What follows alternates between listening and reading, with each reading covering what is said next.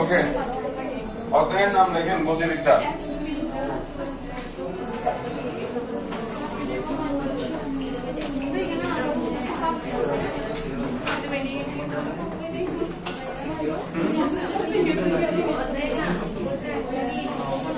ওগুলো তো শেষ করা যাবে, কিন্তু আপনাদের তো পরীক্ষা না সামনে, এই কারণে অধ্যায় সুইচ করলাম আর কি, নয়তো আরো একটা ক্লাস দিতাম। ওকে, দেখেন তো আমাদের অধ্যায়ের নাম হচ্ছে গতিবিদ্যা, মানে তৃতীয় অধ্যায়। তো এই গতিবিদ্যা অধ্যায়ের বেশ কিছু টপিক আপনি ক্লাস 9-10 এ পড়ে আসছেন। তো যে টপিকটা একদম আপনাদের জন্য নতুন, ওই টপিকটা দিয়ে শুরু করা হচ্ছে, আর ওই টপিকের নাম হচ্ছে প্রাস। ওকে, প্রাস। তো এটাকে অনেক সময় প্রক্ষেপক বলে, প্রাস, বা কখনো কখনো এটাকে প্রক্ষেপক প্রক্ষেপক বলে। তো প্রথমে আমি সংজ্ঞা লিখে দিই, কথা বলি না, যে প্রাস বা প্রক্ষেপক কি? কোন বস্তুকে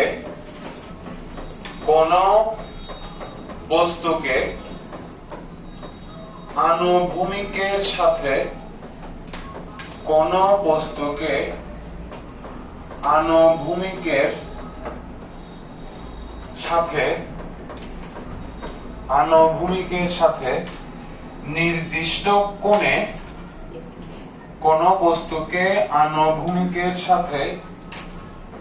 নির্দিষ্ট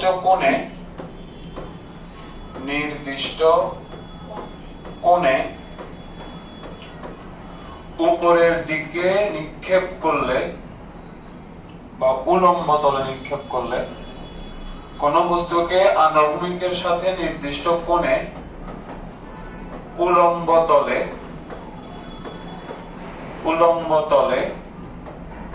নিক্ষেপ করলে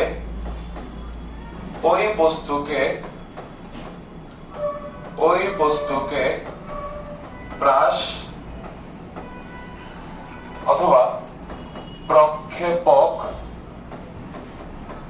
বা প্রাস বা প্রক্ষেপক বলে।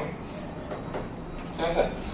কোন একটা বস্তুকে আনুভূমিকের সাথে নির্দিষ্ট কোণে উলম্ব তলে নিক্ষেপ করবেন, যদি নিক্ষেপ করেন তখন ওই বস্তুকে আমরা বলবো হচ্ছে প্রাস বা প্রক্ষেপক। তো কথার মানে কি? ধরেন এটা হচ্ছে আনুভূমিক তল, মানে ভূমি কল্পনা করে নেন, মানে মাটি আর কি। এটা হচ্ছে আনুভূমিক তল। এবার আপনি কি করলেন, এই আনুভূমিক তলের সাথে একটা নির্দিষ্ট কোণে, ধরলাম কোণটা হচ্ছে থিটা নট, আনুভূমিক তলের সাথে একটা নির্দিষ্ট কোণে এই উপরের দিকে একটা বস্তু নিক্ষেপ করছেন। ঠিক আছে? তখন ওই বস্তুকে আমরা বলবো হচ্ছে প্রাস বা প্রক্ষেপক। কথা বুঝা গেছে? যে আনুভূমিক তলের সাথে একটা নির্দিষ্ট কোণে উপরের দিকে একটা বস্তু নিক্ষেপ করছেন, তখন ওই বস্তুকে ফিজিক্সের ভাষায় বলা হয় প্রাস অথবা প্রক্ষেপক। ঠিক আছে? ধরেন এটা হচ্ছে মাটি, আর মাটির এখানে এই বিন্দুতে একটা ফুটবল আছে। তো আপনি ফুটবলটাকে উপরের দিকে লাথি মারছেন, তাহলে কি হবে? ফুটবলটা আনুভূমিকের সাথে একটা নির্দিষ্ট কোণে উপরের দিকে উঠে যাবে, তখন ফুটবলটাকে আমরা বলবো হচ্ছে প্রাস বা প্রক্ষেপক। ক্লিয়ার? ঠিক আছে? এবার পরবর্তী কথায় আসে। তো আপনাকে এখন প্রাস সম্পর্কিত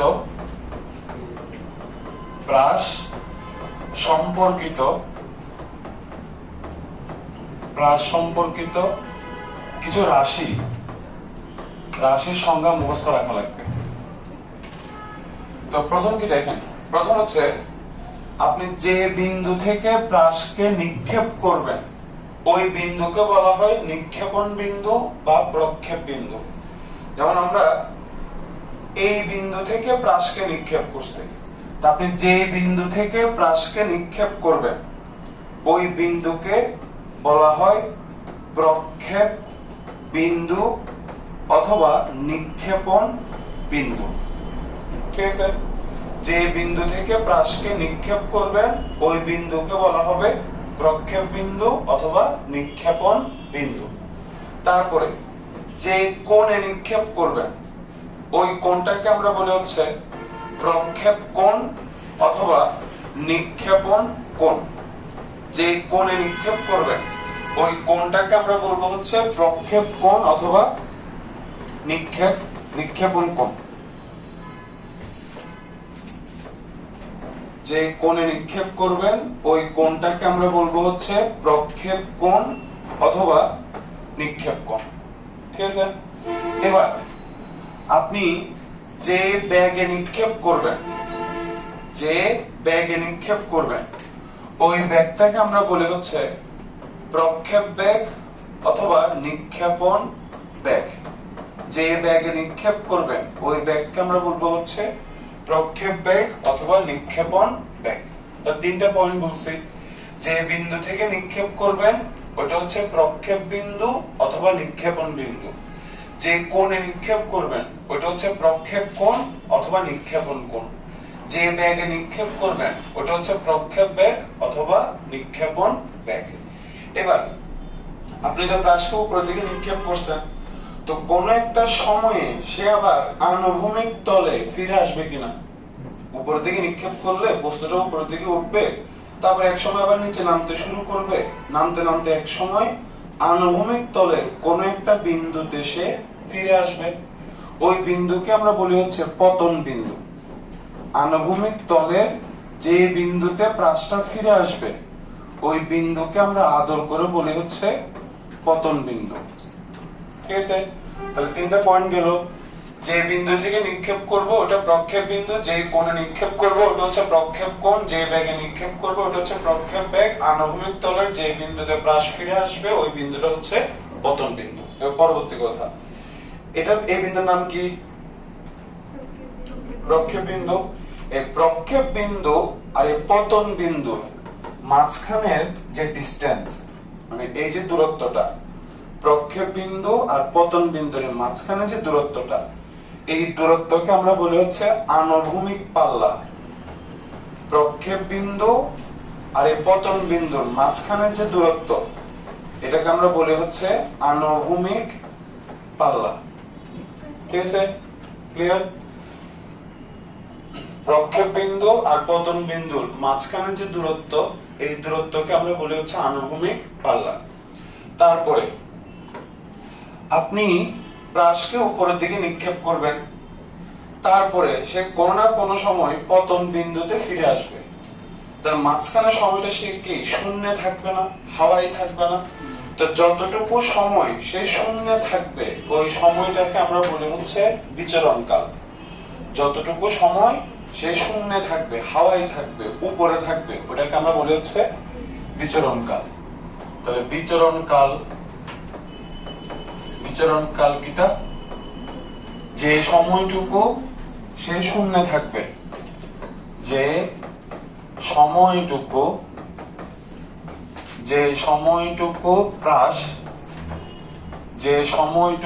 প্রাস শূন্যে থাকবে, মানে হাওয়ায় থাকবে, তাকে বিচরণ কাল বলে। তাকে আমরা বিচরণ কাল বলে। নরমালি এটাকে আমরা বড় হাতে টি দিয়ে প্রকাশ করি। এবার পরবর্তী পয়েন্ট, সেটা হচ্ছে এই যে প্রাসকে আপনি উপরের দিকে নিক্ষেপ করছেন, উপরের দিকে নিক্ষেপ করার পর কি হবে? প্রাসটা উপরের দিকে উঠবে, উঠতেছে। এই পয়েন্টটা আসার পরে, এই বিন্দুতে আসার পরে সে আর উপরের দিকে উঠতেছে না, সে নিচের দিকে নামতে শুরু করছে। এটাকে আমরা বলি হচ্ছে চূড়া বা সর্বোচ্চ বিন্দু। এটাকে আমরা বলি হচ্ছে চূড়া অথবা সর্বোচ্চ বিন্দু। ঠিক আছে, এবার আনুভূমিক তল থেকে, এটা হচ্ছে আনুভূমিক তল থেকে এই সর্বোচ্চ বিন্দুর যে দূরত্ব, এই যে দূরত্ব, এটাকে আমরা আদর করে বলি হচ্ছে সর্বোচ্চ উচ্চতা। এটাকে আমরা বলি হচ্ছে সর্বোচ্চ উচ্চতা। ঠিক আছে, এই বিন্দুটা হচ্ছে সর্বোচ্চ বিন্দু, আর সর্বোচ্চ বিন্দু থেকে আনুভূমিক তলের এই যে উলম্ব দূরত্ব, এই উলম্ব দূরত্বকে আমরা বলি হচ্ছে সর্বোচ্চ উচ্চতা। মাথায় গেছে? এই জিনিসগুলো আপনাকে মুখস্থ রাখা লাগবে। তাহলে কি কি বললাম? যে বিন্দু থেকে নিক্ষেপ করবেন ওটা হচ্ছে প্রক্ষেপ বিন্দু, যে কোণে নিক্ষেপ করবেন ওটা হচ্ছে প্রক্ষেপ কোণ, যে বেগে নিক্ষেপ করবেন ওটা হচ্ছে প্রক্ষেপ বেগ। নিক্ষেপ করার পরে আনুভূমিক তলের যে বিন্দুতে প্রাস ফিরে আসবে ওই বিন্দুটা হচ্ছে পতন বিন্দু। তারপরে প্রক্ষেপ বিন্দু পতন বিন্দুর মাঝখানে দূরত্বকে বলবো আনুভূমিক পাল্লা। যে সময়টুকু প্রাস শূন্যে থাকবে, হাওয়াই থাকবে, ওই সময়টাকে বলবো বিচরণকাল। ঠিক আছে, আর সর্বোচ্চ বিন্দু থেকে আনুভূমিক তলের এই যে উলম্ব দূরত্ব, এই উলম্ব দূরত্বকে বলবো সর্বোচ্চ উচ্চতা। জান আর বুঝতে হবে কিছু? এবার পরবর্তী কথায় আসি।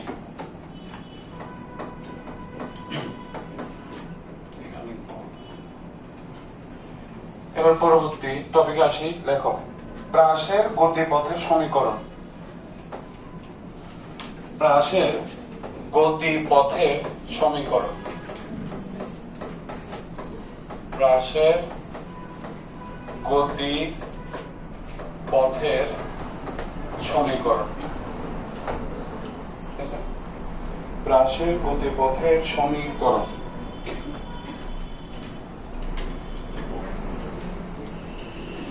ওকে, তো খেয়াল করেন এটা দিয়ে কি বোঝাচ্ছি আমরা। তো আমরা একটা প্রাস আঁকি, এটা হচ্ছে আনুভূমিক তল, তারপরে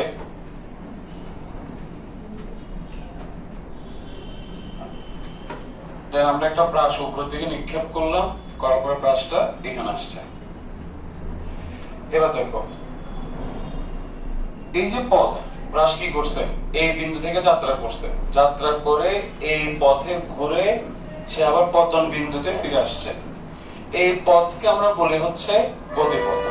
ঠিক আছে, তা আমরা এখন একটা সমীকরণ বের করব, যে সমীকরণের সাহায্যে এই গতিপথের যে কোনো বিন্দুর সাপেক্ষে আনুভূমিক সরণ উলম্ব সরণ বের করা যায়। বা সংক্ষেপে বলি ভাই, এটা কি? এটা হচ্ছে প্রাসের গতিপথ। এখন আমরা এই প্রাসের গতিপথের জন্য একটা সমীকরণ বের করব, ওই সমীকরণটাই হচ্ছে প্রাসের গতিপথের সমীকরণ। ঠিক আছে, তো মূল টপিকে যাওয়ার আগে কয়েকটা জিনিস আমি ক্লিয়ার করে রাখি। এটা হচ্ছে ধরেন এক্স অক্ষ, আর এটা হচ্ছে ওয়াই অক্ষ। এবার বলেন প্রাসের গতিপথ কি একমাত্রিক না দ্বিমাত্রিক? দ্বিমাত্রিক।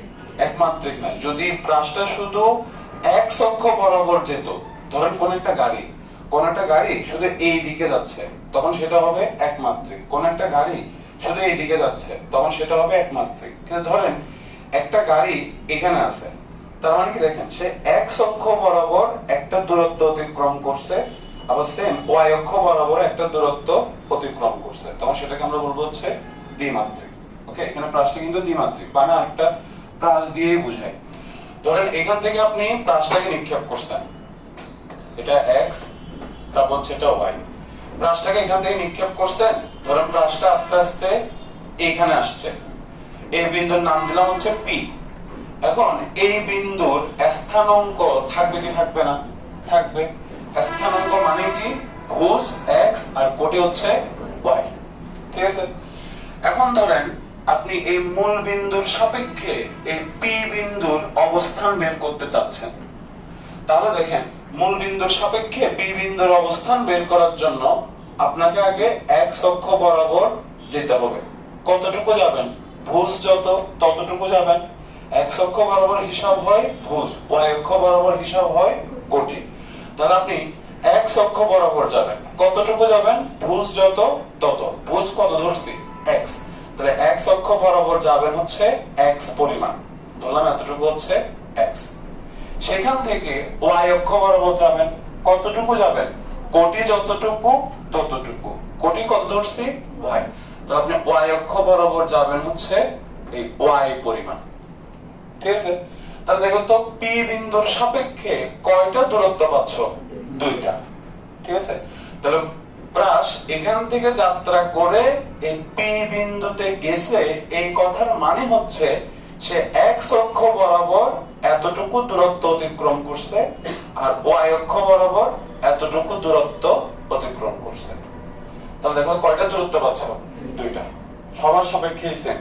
তুমি যদি প্রাসটা এখানে আসে, তাহলে এই বিন্দুর সাপেক্ষতে একটা ইয়া থাকবে, স্থানাঙ্ক থাকবে, ধরলাম সেটা হচ্ছে এক্স প্রাইম ওয়াই প্রাইম। তার মানে যদি আমি মূল বিন্দু থেকে এই পি বিন্দুতে যেতে চাই, তাহলে এক্স অক্ষ বরাবর যেতে হবে কতটুকু? ভুজ যত ততটুকু, ভুজ কত? X prime. সেখান থেকে ওয়াই অক্ষ বরাবর যেতে হবে কতটুকু? কোটি যত ততটুকু, কোটি কত? Y prime. ব্যাপারটা বুঝা গেছে? তার মানে এই যে প্রাসের সাপেক্ষে আমি সবসময় কয়টা মান পাচ্ছি? দুইটা। ঠিক আছে? তো মাথায় রাখবেন প্রাস কিন্তু দ্বিমাত্রিক, কিছু কম করে এটা লাগবে আমার। এবার আমি আমার কথায় আসি, দেখেন সব মুছে দিলাম। তো আমরা নিক্ষেপণ বিন্দুর নাম দিলাম হচ্ছে ও। এবার ধরেন আপনি প্রাসটাকে থিটা নট কোণে নিক্ষেপ করছেন আর ভি নট আদি বেগে নিক্ষেপ করছেন, ভি নট আদি বেগে নিক্ষেপ করছেন। কত কোণে নিক্ষেপ করছেন? থিটা নট কোণে। কত বেগে নিক্ষেপ করছেন? ভি নট আদি বেগে। ওকে, এবার দেখো তো এই যে আদি বেগ, প্রথমে আমরা আদি বেগের হিসাবে আসি, একটু খেয়াল করেন। আদি বেগ ভালো করে জিনিসগুলো বুঝেন, নয়তো এই অধ্যায়ের অঙ্ক কঠিন লাগবে। এই অধ্যায়ের অঙ্ক সব চিত্র দিয়ে। আদি বেগের হিসাবটা আসে, দেখুন তো আদি বেগের আমরা দুইটা উপাংশ পাবো এখানে। ভাই কিছুক্ষণ আগে বলছে প্রাসের সবগুলোই কয়টা মান থাকবে? দুইটা, এক্স অক্ষ বরাবর একটা, ওয়াই অক্ষ বরাবর একটা। তাহলে এই যে প্রাস, এই যে সরি আদি বেগ ভি নট, এই ভি নট কে আমরা দুইটা উপাংশে ভাঙতে পারবো। এই দিক বরাবর পাবো একটা উপাংশ আর এই দিক বরাবর পাবো আরেকটা উপাংশ। আর এই দুইটা উপাংশের মধ্যে একটা হচ্ছে আনুভূমিক, একটা হচ্ছে উলম্ব। যার সাথে কোণ সে হচ্ছে আনুভূমিক। তার মানে এই উপাংশের সাথে কোণ আছে, তাহলে এই উপাংশটা হচ্ছে আদি বেগের আনুভূমিক উপাংশ আর এটা হবে উলম্ব। আনুভূমিক উপাংশের মান বের করে কিভাবে? যার উপাংশ সে বসবে, তারপরে কস বসবে, তারপরে মধ্যবর্তী কোণ যত তত বসবে, এই ক্ষেত্রে থিটা নট। আনুভূমিক যা, উলম্ব তা, শুধু কসের জায়গায় বসবে হচ্ছে সাইন। বলো এই জিনিসটা মাথায় গেছে? তাহলে আদি বেগের, আমরা আদি বেগের আনুভূমিক উপাংশের মান পাচ্ছি V not cos theta nought, আর আদি বেগের উলম্ব উপাংশের মান পাচ্ছি V nought sine theta nought. Okay, এতটুকু তো বুঝছেন আশা করি। এবার আমরা ত্বরণের হিসাবে আসি। দেখেন পরবর্তী হিসাব ত্বরণ। ত্বরণের হিসাব আসে, দেখেন আনুভূমিক বরাবর, আনুভূমিক বরাবর ত্বরণ, আনুভূমিক বরাবর ত্বরণ। আনুভূমিক বরাবর ত্বরণ হবে 0। আনুভূমিক বরাবর মানে এক্স অক্ষ বরাবর ত্বরণ থাকবে 0। প্রশ্ন হচ্ছে কেন? উত্তর হচ্ছে ধরেন প্রাসটা এখানে আছে, হ্যাঁ প্রাসটা এখানে আছে, প্রাসের ভর হচ্ছে m। প্রাসের ভর যদি m হয়, ওজন কত হবে? mg। কোন দিকে থাকবে? নিচের দিকে। আর এই যে ওজন বল, এই ওজন বলকে আমরা আরেকটা নামে ডাকি, সেটা হচ্ছে অভিকর্ষ বল। এতটুকু মাথায় গেছে? এবার শুন, এই যে প্রাস, এই প্রাসের উপরে শুধুমাত্র একটা বলই ক্রিয়ারত, সেটা হচ্ছে অভিকর্ষ বল mg। তাই কি বলছে? প্রাসের ভর যদি m হয়, ওজন হবে mg, যেটা থাকবে সোজা নিচের দিকে। আর এই ওজন বলকে আমরা বলি হচ্ছে অভিকর্ষ বল। তা ভাই কি বললাম? প্রাসের উপরে শুধুমাত্র একটা বল ক্রিয়ারত থাকে, সেটা কি বল? অভিকর্ষ বল। আর কোন বল ক্রিয়ারত থাকে না। এবার বলেন অভিকর্ষ বলটা কি আনুভূমিক বরাবর ক্রিয়ারত নাকি উলম্ব বরাবর ক্রিয়ারত? উলম্ব বরাবর। আনুভূমিক বরাবর প্রাসের উপরে কোনো বল নাই। আনুভূমিক মানে এক্স অক্ষ আর কি। আনুভূমিক বরাবর প্রাসের উপরে কোনো বল নাই। তাহলে আমরা নিউটনের সূত্র মনে আছে? F ইকুয়াল টু কি এম এ। তাহলে আনুভূমিক বরাবর কোন বল যদি না থাকে তাহলে আনুভূমিক বরাবর কোন ত্বরণ থাকবে না। বুঝা গেছে? তাহলে আনুভূমিক বরাবর ত্বরণ কত? জিরো। এই লাইনে ব্যাখ্যা লাগবে। এবার উলম্ব বরাবর ত্বরণ, উলম্ব বরাবর উপরের দিকে, উলম্ব বরাবর উপরের দিকে ত্বরণ, উপরের দিকে ত্বরণ। এবার দেখো নিচের দিকে ত্বরণ কত? জি। তাহলে নিচের দিকে ত্বরণ যদি জি হয়, অভিকর্ষজ ত্বরণ জি, তাহলে উপরের দিকে উলম্ব ভাবে উপরের দিকে ত্বরণ কত হবে? মাইনাস জি। ঠিক আছে? এই যে নিচের দিকে আপনি এই যে এম ভর আর ত্বরণ হচ্ছে জি, এই যে এম এর জায়গায় এম লিখছেন, এ এর জায়গায় লিখছেন ত্বরণ জি। কেন? কারণ নিচের দিকে ত্বরণ কত থাকে? অভিকর্ষজ ত্বরণ জি। তাহলে উলম্ব বরাবর নিচের দিকে ত্বরণ জি, তাহলে উলম্ব বরাবর উপরের দিকে ত্বরণ কত আসবে? মাইনাস জি। তাহলে উলম্ব বরাবর উপরের দিকে আমরা ত্বরণ পাচ্ছি মাইনাস জি। এই চার লাইন নিয়ে কোনো ডাউট আছে? ওকে, ডান। এতটুকু আমাদের মাথায় গেল। তাহলে আদি বেগের দুইটা উপাংশ, আনুভূমিক উপাংশ V not cos theta nought, উলম্ব উপাংশ V nought sin theta nought. আনুভূমিক দিকে ত্বরণ হচ্ছে 0 আর উলম্ব বরাবর উপরের দিকে ত্বরণ হচ্ছে মাইনাস জি। ডান। এবার পরবর্তী কথায় আসো। সেটা কি? সেটা হচ্ছে ধরো টি সময় পর আমি এখান থেকে প্রাসটাকে নিক্ষেপ করছি। কত বেগে নিক্ষেপ করছি? আদি বেগ কত? V naught.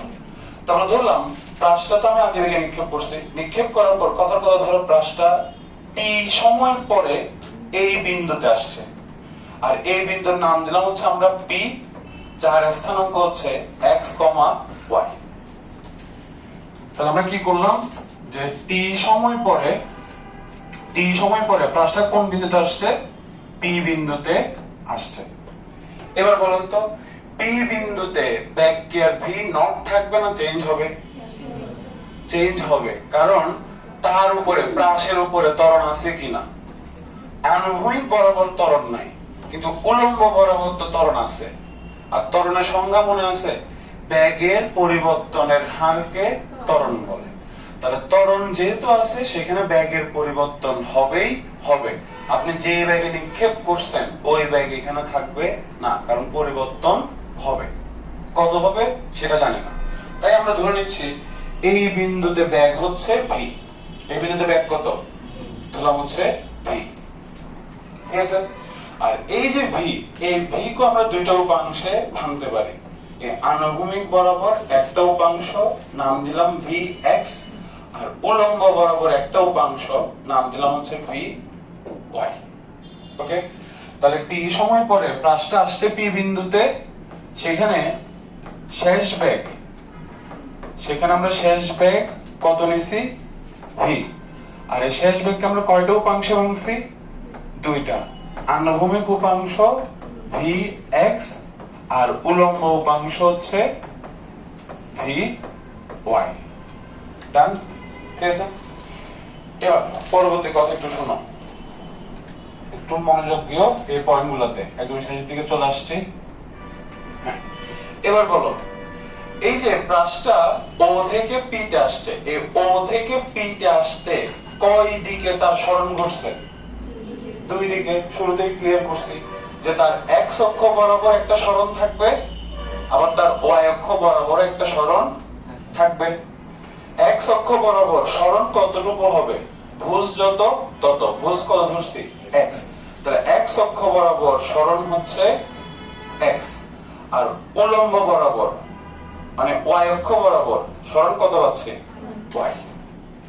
এখন আমরা বের করতে চাচ্ছি আনুভূমিক বরাবর সরণ আর উলম্ব বরাবর সরণ।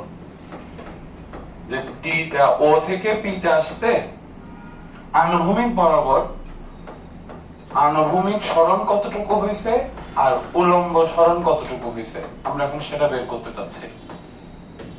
কেমনে বের করব সেটা হচ্ছে প্রশ্ন। দেখো তো আমরা এই সূত্র জানি কিনা? s = ut + ½ at square. এখানে s দিয়ে কি বোঝায়? অতিক্রান্ত দূরত্ব। u দিয়ে বোঝায় হচ্ছে আদি বেগ, t দিয়ে সময়, a দিয়ে ত্বরণ। But point to be noted, যখন আপনি আনুভূমিক বরাবর কোনো কিছু বের করবেন তখন সবগুলা মান বসবে আনুভূমিক বরাবর যত তত। ঠিক আছে, ধরেন আপনি আনুভূমিক বরাবর সরণ বের করতে চাচ্ছেন, তাহলে আদি বেগের যে মানটা বসবে সেটা বসবে হচ্ছে আনুভূমিক বরাবর যত তত, ত্বরণ বসবে হচ্ছে আনুভূমিক বরাবর যত তত।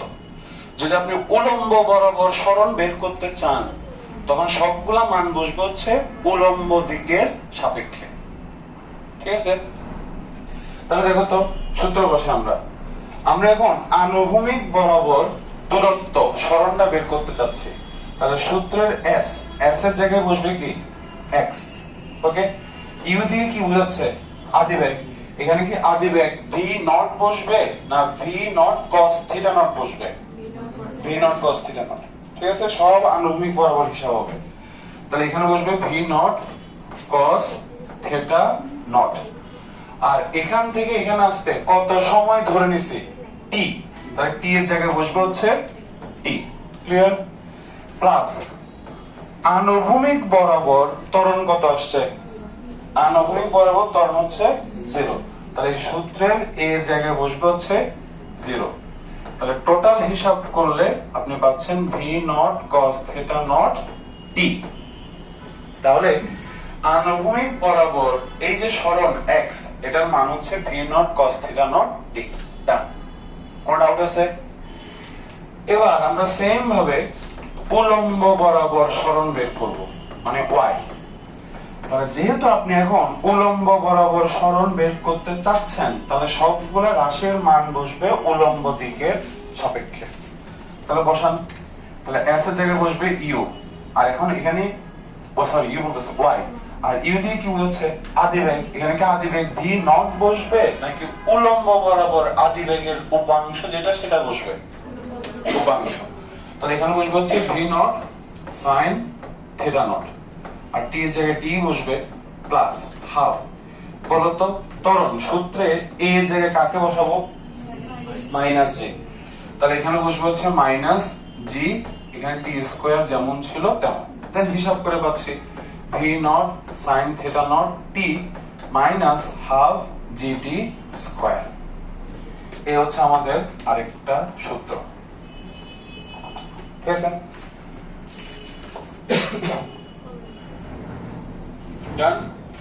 এবার দেখো এখান থেকে আমরা নিচের এই লাইনটা আসবো, এই লাইনটা ইম্পর্টেন্ট। আমরা কি করবো দেখো, এখান থেকে টি এর মান বের করো তো। x সমান আসছে V not cos theta nought T, তাহলে এখান থেকে টি কত আসবে বলো তো? এখান থেকে টি এর মান কত আসবে? x by V not cos theta not.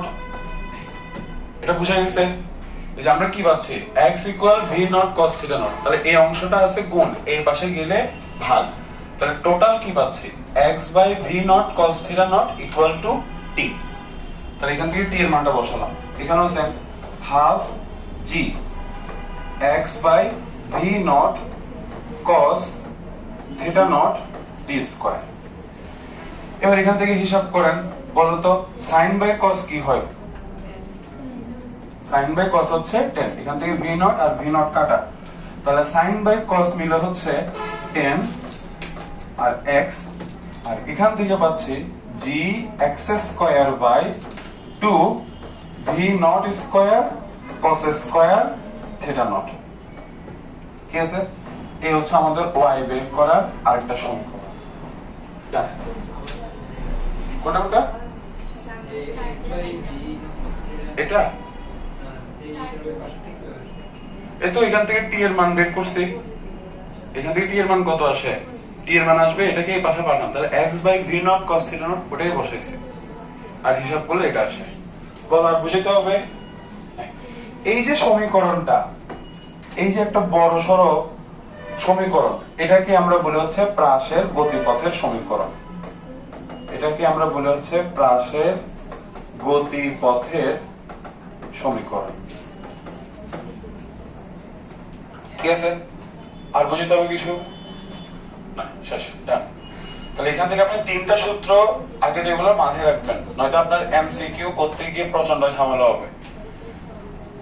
একটা জিনিস মাথায় রাখবেন, আপনারা মানে ফিজিক্সে প্রমাণ ধরতে চান না, এটা খুবই খারাপ। কারণ প্রমাণ যদি আপনি না ধরেন, এমসিকিউতে আপনি আটকাবেন, অনুধাবনে আপনি আটকাবেন। এমসিকিউ অনুধাবন মিস মানে গ আর ঘতে আপনি যত ভালো হন এ প্লাস মিস, বুঝছেন? এমসিকিউ করতে গেলে আপনার এই বিষয়গুলো লাগবে। তো আপনি কি কি সূত্র মুখস্থ রাখবেন এখান থেকে? এটা এটা মুখস্থ রাখবেন, গেলে একটা এই যে ওয়াই এর এই সমীকরণটা মুখস্থ রাখবেন, এটা, তারপরে হচ্ছে এটা, এই তিনটে সমীকরণ আমাদের লাগবে। এর পরবর্তী কথায় আসে, গতিপথের সমীকরণ বের করে ফেলছি। এবার পরবর্তী কথা বলতো, এখানে কার মানটা মানে ধ্রুবক আমরা হিসাব করি। থিটা নট কি ছিল? আপনি যে বেগে নিক্ষেপ করছেন সেটা, তাহলে এটা কিন্তু ধ্রুবক। আপনি একবার নিক্ষেপ করছেন মানে এটা কি চেঞ্জ হবে? আপনি যত কোণে নিক্ষেপ করছেন বাকি সময়টুকু কোণ দুইটাই। তাহলে টেন থিটা নট এটা কি কনস্ট্যান্ট নাকি ভেরিয়েবল? ভেরিয়েবল কেমন হয়? থিটা নট কি চেঞ্জ হচ্ছে? তাহলে থিটা নট যেহেতু চেঞ্জ হবে না, টেন থিটা নটও চেঞ্জ হবে না, এটা একটা কনস্ট্যান্ট। তো এটাকে আমি ধরলাম কনস্ট্যান্ট, ভি দিয়ে প্রকাশ করলাম, মাইনাস এখানে জি হচ্ছে অভিকর্ষজ ত্বরণ, ভি নট হচ্ছে আদিবেগ, যেই বেগে আপনি নিক্ষেপ করছেন, আর থিটা নট হচ্ছে যেই কোণে আপনি নিক্ষেপ করছেন। তাহলে কোণ যেহেতু কনস্ট্যান্ট, cos থিটা নট এই পুরোটাও কনস্ট্যান্ট। যে বেগে আপনি নিক্ষেপ করছেন সেটা শেষ, মানে যে বেগে নিক্ষেপ করছেন ব্রাশটা যদি এখানে আসে তাহলে এটা কি আর চেঞ্জ হবে? নিক্ষেপ করছেন তো নিক্ষেপ করছেন, শেষ। অভিকর্ষজ ত্বরণও কনস্ট্যান্ট। তাহলে দেখেন এক্স বাদে এই পুরোটা কি কনস্ট্যান্ট, তাহলে এই পুরো কনস্ট্যান্টকে আমি সি দিয়ে প্রকাশ করলাম, ঠিক আছে? এখানে কনস্ট্যান্টকে বি দিয়ে প্রকাশ করলাম, এই পুরো কনস্ট্যান্টকে প্রকাশ করলাম হচ্ছে সি দিয়ে। এই যে সমীকরণ যখন আপনার হায়ার ম্যাথে সেকেন্ড পেপারে পড়বেন, এই যে সমীকরণ এটা হচ্ছে পরাবৃত্তের সমীকরণ। এই সমীকরণ দিয়ে কেমন গতিপথ বুঝাবে? পরাবৃত্ত। এই যে দেখেন এটা একটা পরাবৃত্তের শেপ। এমসিকিউতে আসবে আর কি যে প্রাসের গতিপথ কোন আকৃতির? উত্তর হচ্ছে পরাবৃত্তের। বলো আর বুঝতে হবে। পরবর্তী টপিকে আসি। হ্যাঁ, টপিকের নাম লেখো সর্বোচ্চ উচ্চতা।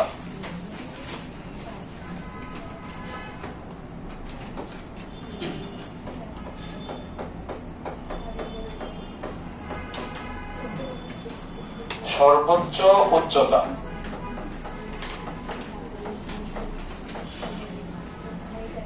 তো সেম ভাবে আমরা আগে এই কথা না গুনগুন করতেছে কে? দুষ্ট ছেলে মেয়ে, একদম বদদোয়া দিয়ে দিব, তার সাথে আর মিল হবে না যতই ট্রাই করো, এমন বদদোয়া দিব। দেখো এবার রিস্ক নিলে না, এটা হচ্ছে প্রাস, ঠিক আছে? তা আমরা বের করতে চাচ্ছি কি?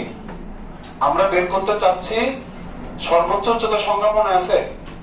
এটা হচ্ছে সর্বোচ্চ উচ্চতা। আমরা এই উচ্চতাটা বের করতে চাচ্ছি, ঠিক আছে? তো কেমনে বের করব আমরা এখন সেটাই আসি। কেমনে বের করব সেটাই আসি।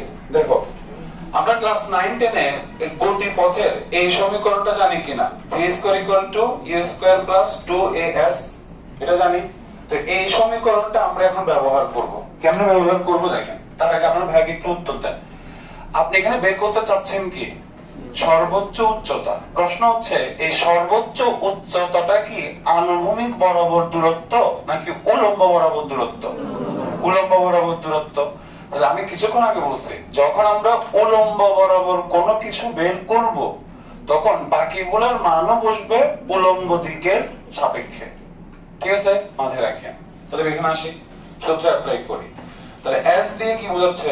সরণ বা দূরত্ব। এখানে আমরা কোন দূরত্ব বের করতে চাচ্ছি? সর্বোচ্চ উচ্চতা। তাহলে এই যে s, এই s এর জায়গায় বসবে কি? h, ঠিক আছে? এবার বাকিগুলো বসাই ধাপে ধাপে। এখানে v দিয়ে কি বোঝাবে? v নট দিয়ে আদিবেগ বোঝায়। এই v নট দিয়ে বোঝা হচ্ছে আদিবেগ, আর v দিয়ে বোঝাবে হচ্ছে এই বিন্দুতে শেষ বেগ, ঠিক আছে?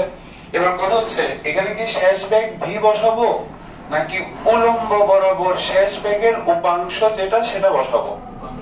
উলম্ব বরাবর শেষ বেগের উপাংশ যেটা সেটা। তাহলে দেখো তো এই উলম্ব বরাবর শেষ বেগের উপাংশ কত? V Y.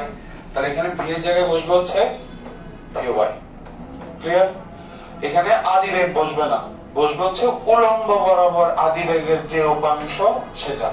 আর উলম্ব বরাবর আদি বেগের উপাংশ V nought sine theta not.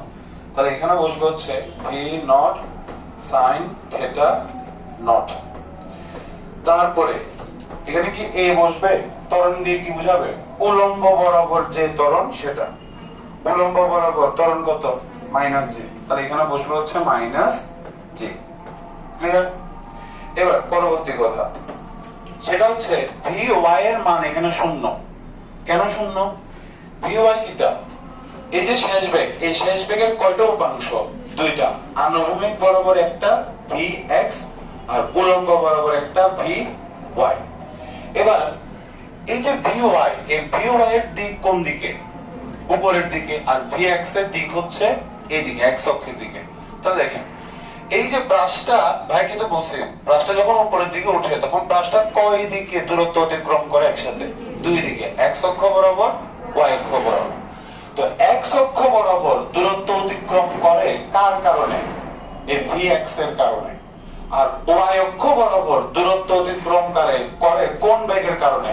V Y এর কারণে। বুঝা গেছে? কারণ এটা দিক আছে উপরের দিকে, তাহলে উঠতেছে উপরের দিকে, উঠতেছে কার কারণে? V Y. আর এক্স অক্ষের দিকে যাচ্ছে কার কারণে? V x. এবার কথা হচ্ছে এই বিন্দুতে আসার পরে ব্রাশটা কি উপরের দিকে উঠতেছে নাকি নিচের দিকে নামতেছে? নিচের দিকে নামতেছে। কেন? কারণ এই বিন্দুতে ভি ওয়াই এর মান হচ্ছে 0। যতক্ষণ 0 ছিল না ততক্ষণ পর্যন্ত ব্রাশটা উপরের দিকে উঠছে।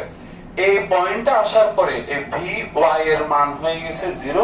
এই কারণে ব্রাশটার উপরের দিকে না উঠে এখান থেকে আবার নিচের দিকে নামতে শুরু করছে। ব্যাপারটা বুঝছেন? আর আমরা পড়ছি সর্বোচ্চ বিন্দুতে বেগ কি থাকে? 0 থাকে। তাহলে দেখেন এই সর্বোচ্চ বিন্দুতে আসার পরে সে কি আর উপরের দিকে উঠছে? সে নিচের দিকে নামছে। তাহলে উপরের দিকে উঠে নাই কেন? যার কারণে সে উপরের দিকে উঠতেছিল মানে ভি ওয়াই, সে হয়ে গেছে 0। এই কারণে সে আর উপরের দিকে উঠতেছে না। ঠিক আছে?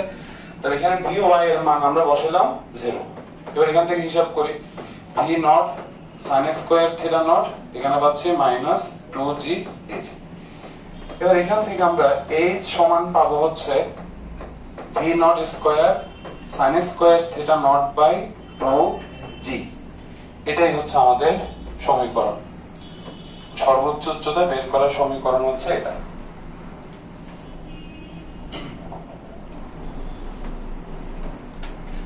ওকে, বলো এখানে কিছু বুঝাইতে হবে না? এর পরবর্তী টপিকে যাই। পরবর্তী টপিকের নাম লেখো সর্বোচ্চ উচ্চতায় ওঠার সময়। এবার হচ্ছে সর্বোচ্চ উচ্চতায় ওঠার সময়।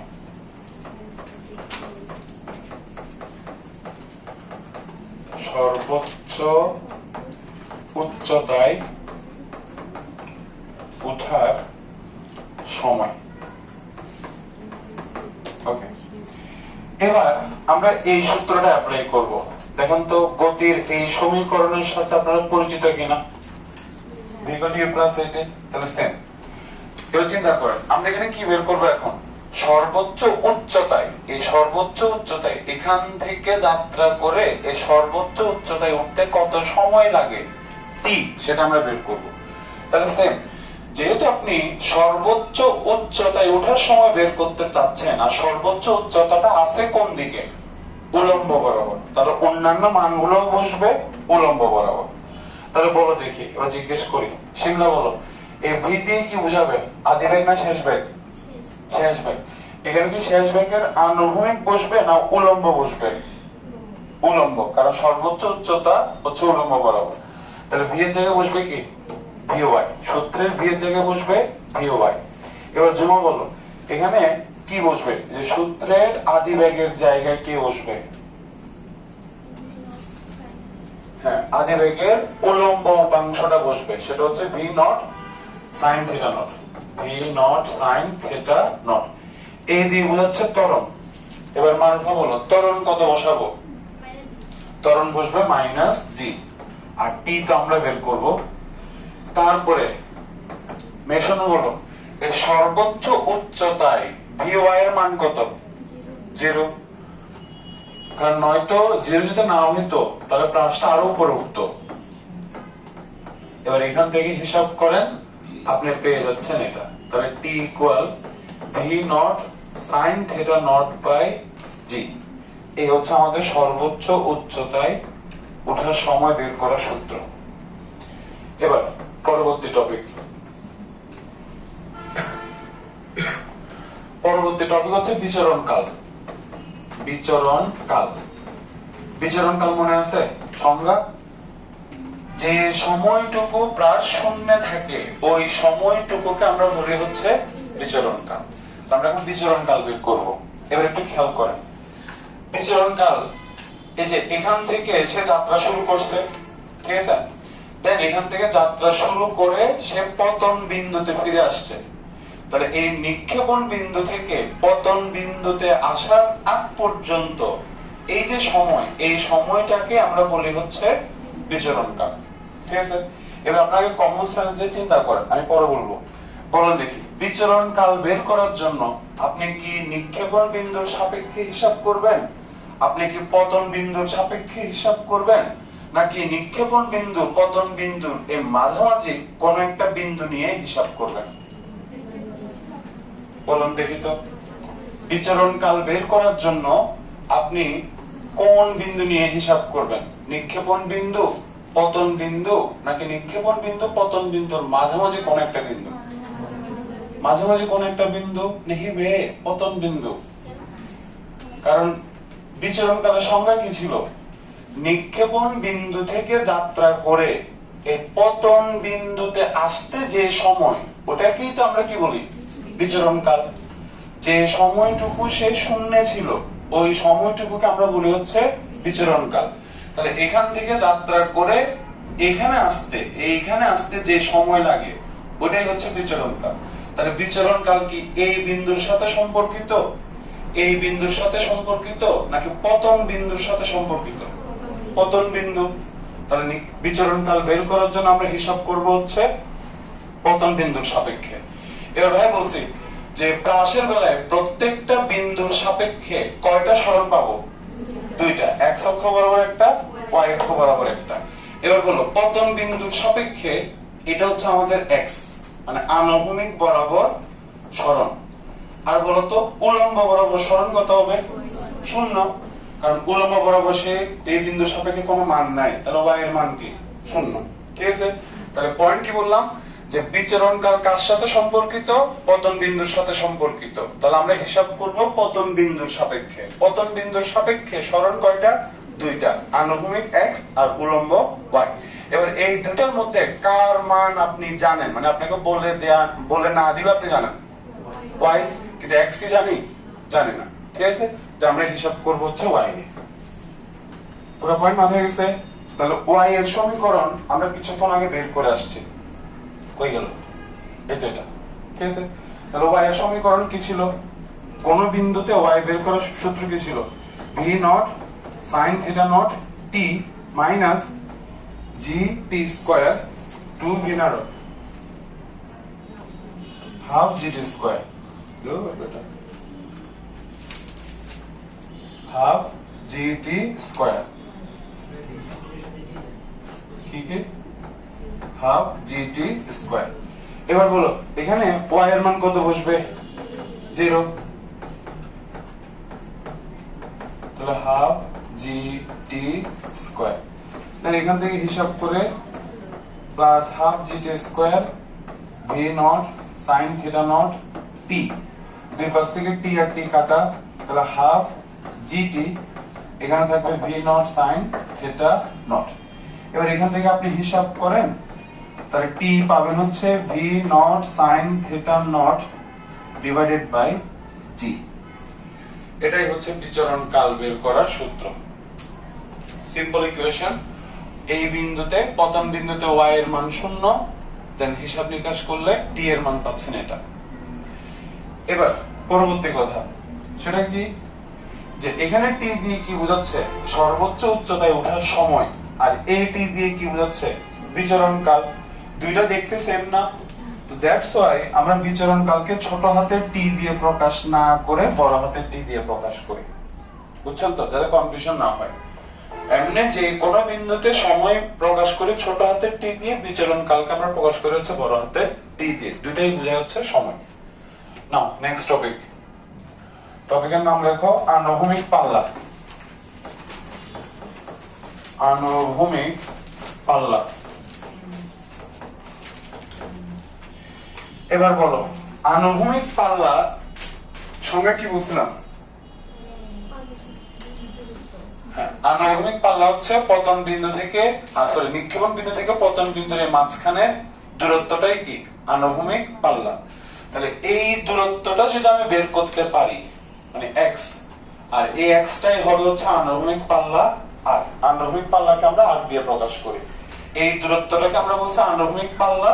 তাহলে x বের করা মানেই হচ্ছে আনুভূমিক পাল্লা r বের করে ফেলা। তো দেখো দুই ভাবে বের করা যায়। আপনাদের বইয়ে এটা দিয়ে আছে, এই যে y এর দুইটা সমীকরণ, এটা একটা এটা একটা। তো আমরা এখন এটা অ্যাপ্লাই করব।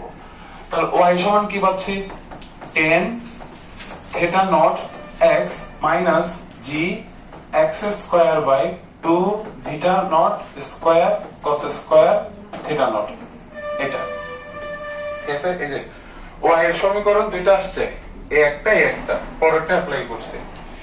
এবার বলো তো এখানে y এর মান কত বসাবো? আনুভূমিক পাল্লা কোন বিন্দুর সাথে সম্পর্কিত চিন্তা করো তো, সেইভাবে চিন্তা করো। আনুভূমিক পাল্লা এই মাঝখানের কোন বিন্দুর সাথে সম্পর্কিত না পতন বিন্দুর সাথে সম্পর্কিত?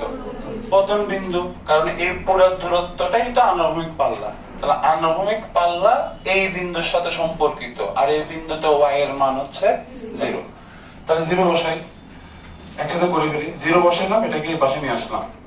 তাহলে পাচ্ছি gx square by 2 beta nought square cos square theta nought, আর এখানে আমরা পাচ্ছি tan থিটা নট x। এটা এবার আমরা কি করলাম, এখানে tan থিটা নট কে ভাঙবো।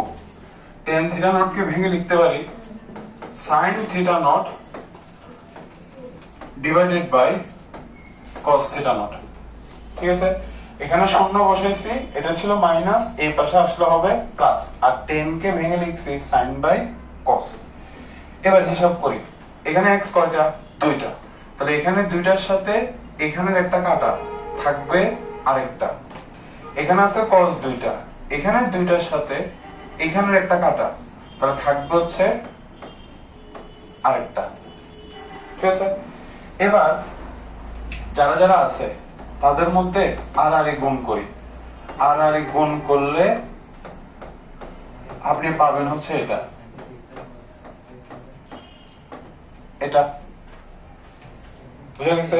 সিম্পল। কাটাকাটি করার পরে বাদ বাকি যা থাকে তাদের মধ্যে আর গুণ করছে। এবার ত্রিকোণমিতি অধ্যায়ের প্রশ্ন, এখানে থিটা নট কে ধরো, থিটা নট কে যদি এই ধরি, সূত্র কি আসে? 2 sin a cos a, R 2 sin a cos a মানে হচ্ছে sin 2a। 2 sin a cos a মানে হচ্ছে sin 2a, a মানে হচ্ছে থিটা নট। বুঝছো? কাটাকাটি করার পরে আর গুণ করছি, থিটা নট কে a ধরছি, সূত্র আসে 2 sin a cos a, তার আসে হচ্ছে sin 2a। এবার আপনি g কে এই পাশে পাঠান, তাহলে v not square sin 2 theta not by g। এটাই হচ্ছে এই x এর মান। ঠিক আছে, এই পতন বিন্দুর সাপেক্ষে আমরা হিসাব করছি কোন বিন্দুর সাপেক্ষে? পতন বিন্দু। আর এই পতন বিন্দুর সাপেক্ষে হিসাব করার পরে এই যে x এর মান পাচ্ছি এটা, আর x এর মানটাকেই বলি আমরা আবার আনুভূমিক পাল্লা। তাহলে এটাই হচ্ছে আনুভূমিক পাল্লা বের করার সূত্র। ঠিক আছে, ক্লিয়ার? এবার আপনাদের কাছে একটা বাড়ি কাজ থাকবে, ক্লাস শেষ হয়। বাড়ি কাজ হচ্ছে এটা, আমরা y এর সমীকরণ কয়টা পাইছিলাম? দুইটা না? তো আনুভূমিক পাল্লা বের করার জন্য এটা ইউজ না করে এটা কেন ইউজ করছে? এটা বাড়ির কাছে থাকবে, আপনাদের চিন্তা করবেন। আমি পরবর্তী টপিকে যাই। ডাউট আছে এখানে? তাহলে কয়টা সমীকরণ পাইলাম? 4টা। ঠিক আছে, এবার পরবর্তী টপিক লেখো যে সর্বোচ্চ আনুভূমিক পাল্লা পাওয়ার শর্ত। লাস্ট টপিক, আমার বেসিক্যাল কমপ্লিট। হ্যাঁ, এটা এটা সূত্র কি? ত্রিকোণমিতির সূত্র 2 sin a cos a, সূত্র হচ্ছে sin 2a। এবার টপিক লেখো সর্বোচ্চ আনুভূমিক পাল্লা পাওয়ার শর্ত। সর্বোচ্চ আনুভূমিক পাল্লা পাওয়ার শর্ত। সর্বোচ্চ আনুভূমিক পাল্লা পাওয়ার শর্ত। এবার দেখো, এটা মনে রাখার জন্য ইম্পর্টেন্ট, সিকিউ তো লাগবে। আমরা আনুভূমিক পাল্লার সূত্র কি পেলাম?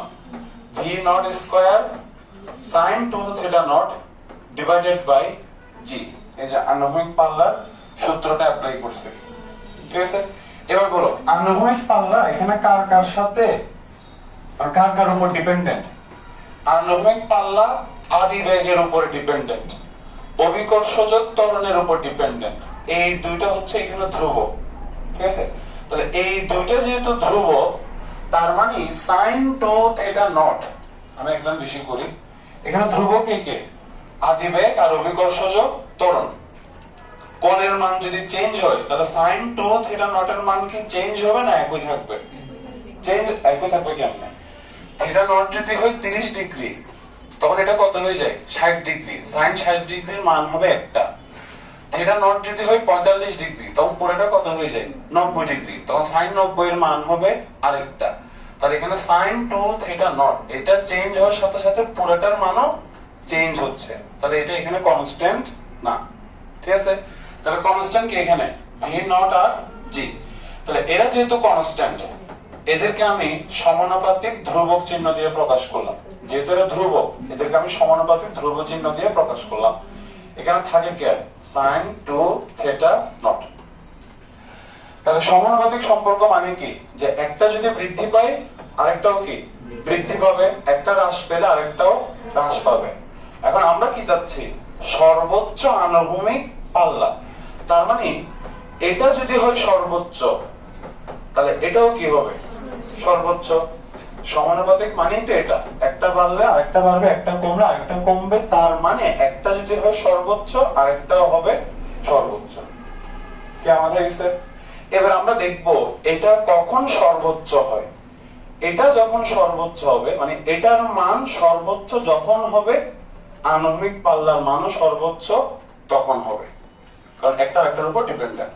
তাহলে বলো সাইন এর সর্বোচ্চ মান কত? সাইন এর সর্বোচ্চ মান হচ্ছে 1। তা আমরা দেখবো যে এটার মান সর্বোচ্চ 1 হয় কখন? এটার মান সর্বোচ্চ 1 হবে যখন আনুভূমিক পাল্লার মান সর্বোচ্চ হবেও তখন। তাহলে এই পাশে যেহেতু সাইন আছে, ওই পাশেও সাইন আনো। তাহলে সাইন কত এর মান? 1। 90 এর মান 1। দুই পাশ থেকে সাইন কে বাদ দাও, তাহলে 2 থিটা নট সমান আসবে 90। তাহলে থিটা নট সমান কত আসে? 45 ডিগ্রি। এটাই হচ্ছে শর্ত। এটাই হচ্ছে সর্বোচ্চ আনুভূমিক পাল্লা পাওয়ার শর্ত। ঠিক আছে,